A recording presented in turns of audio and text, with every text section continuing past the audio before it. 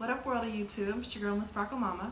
I'm coming to you today to tell you a little story about a pretty horrifying incident that I went through with my son about 5, 6 years ago when we first moved out to Kansas City. Um, so, when he was in third grade, he was walking to school because they didn't have buses in our neighborhood because the school was so close. He could walk to school every day, and he would, walk to school like a normal kid, walk home.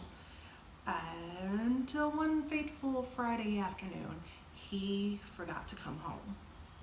So, let's see, 7-year-old forgetting to come home, that equals probably the scariest day of my life.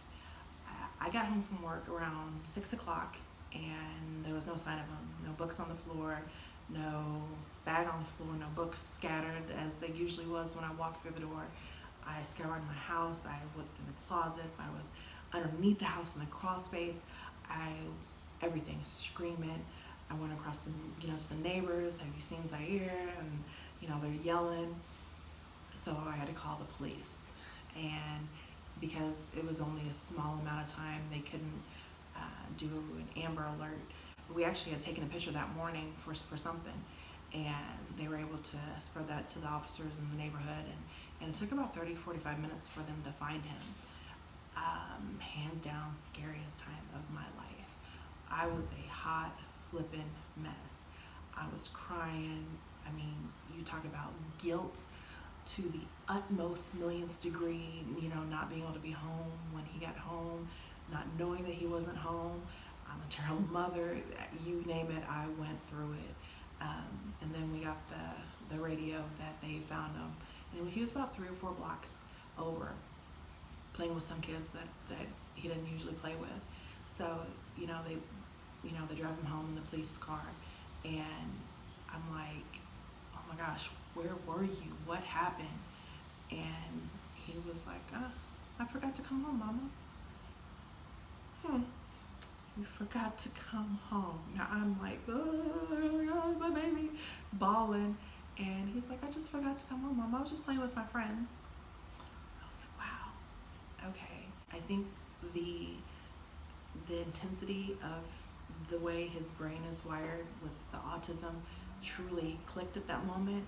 It went through stages in life, like as a toddler, as a young little person, to preteen, and it changes as he gets older, and like the milestones that you think you're supposed to hit, things like that, and what you should be able to do, and what just doesn't register.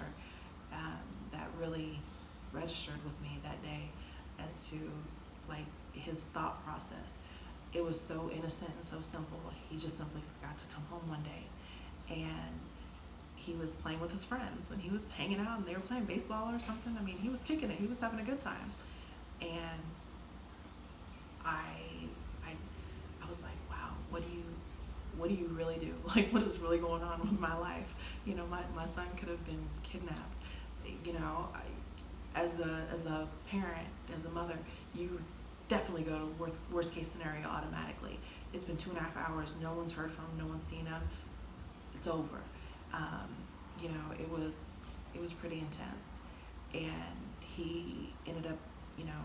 We discussed it over and over and over every single day for the rest of the school year, and it was pretty early in the school year that it happened. He's like, I got it, Mom. I got it. Come home. And I'm like, I don't think you got it. I was like, you can't just forget to come home. It's not a thing.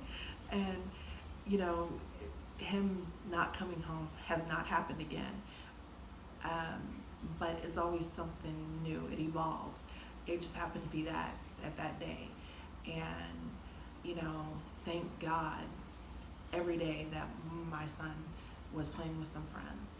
And, it was his teacher obviously knew that he had autism because he has an IEP at school, but they had a special necklace that he ended up wearing, and we put a tracker in his backpack. I mean, we went hard on it, because you never know. And it really honestly didn't register with me that he would not come home, like he wouldn't forget to come home. Like that just who doesn't do that? Who does that? So again, the events evolved over the years, you know, from a baby to where he was at then. That was just one particular story that stood out that I thought I would share. That maybe reiterate if you have someone, a younger person in your life that, you know, it just kind of, it lives life on their own terms. And the things that we take for granted, like knowing that you do stuff, maybe have those extra conversations every now and then about it. This, you know, that's one of the things that I've learned over the years is those things that I wouldn't think to talk about with maybe with my daughter when she was younger.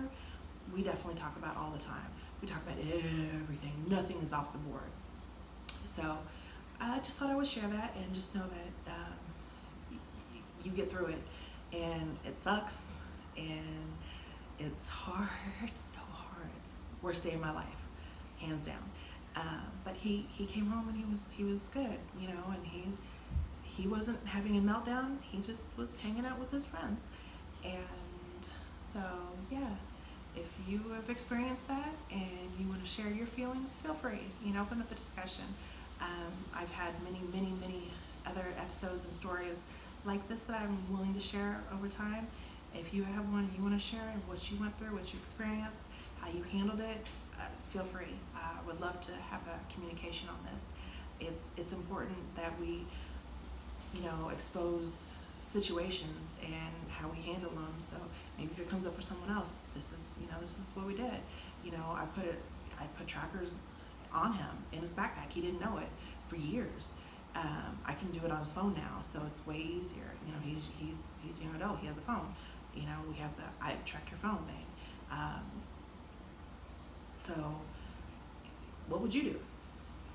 You know, let me know.